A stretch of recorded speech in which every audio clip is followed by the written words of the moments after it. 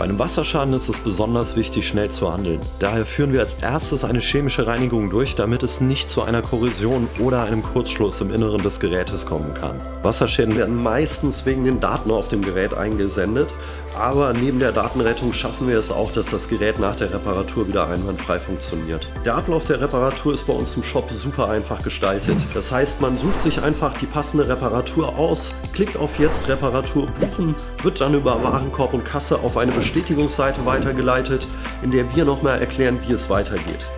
90% der Reparaturen werden direkt am Tag des Eingangs fertiggestellt und sind dann meist am nächsten Tag schon wieder beim Kunden.